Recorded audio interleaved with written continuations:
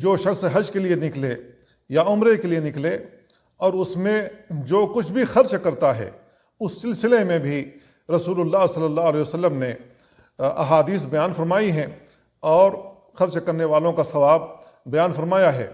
ہمیں جان لینا چاہیے کہ اللہ کے نبی صلی اللہ علیہ وسلم نے کیا بات بیان فرمائی ہے۔ بہت سارے لوگ خرچ کرتے ہیں، جیبوں سے پیسے خرچ ہو جاتے ہیں تو دلوں میں تکلیف محسوس کرتے ہیں۔ میرے بھائیو، دلوں میں تکلیف محسوس نہیں کرنی چاہیے اگر ہم اس ثواب کو جان لیں گے۔ جو کچھ بھی پیسے ہم خرچ کرتے ہیں حج یا عمرے کے لیے، ہمیں جان لینا چاہیے کہ قیامت والے دن یہ ہمارا پیسہ ضائع نہیں ہوگا، بلکہ اللہ رب العالمین ثواب کی صورت میں اسے ہمیں لوٹا دے گا۔ بریدہ رضی اللہ تعالیٰ عنہ بیان کرتے ہیں، اللہ کے نبی صلی اللہ علیہ وسلم نے بیان فرمایا، النفقۃ فی الحج کالنفقۃ فی سبیل اللہ ب700 ضعف۔ حج میں خرچ کرنا اللہ کی راہ میں خرچ کرنے کی طرح ہے۔ ایک درہم کا ثواب اللہ رب العالمین 700 بڑھا کر کے دے گا۔ اس کو امام احمد نے روایت کیا حسن سند کے ساتھ، امام طبرانی نے اور امام بہقی نے بھی اس کو روایت کیا ہے۔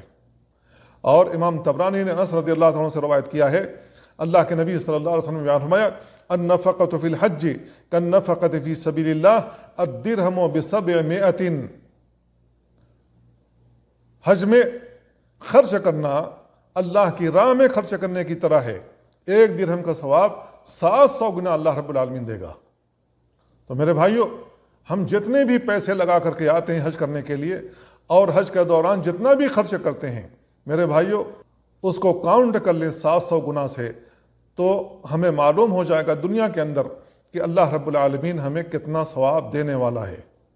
اور جو ہم حج کرتے ہیں، اگر رسول اللہ صلی اللہ علیہ وسلم کی سنت کے مطابق حج کرتے ہیں، شرکیات سے اپنے آپ کو دور رکھتے ہیں، کفر بکنے سے اپنے آپ کو دور رکھتے ہیں، اور تمام واجبات ارکان اور سنتوں کی حفاظت کرتے ہیں اور ان کے مطابق عمل کرتے ہیں، تو ہم ایسے لوٹتے ہیں اپنے گناہوں سے پاک صاف ہو کر کے، گویا کہ آج ہی ماں کے پیٹ سے پیدا ہوئے ہوں۔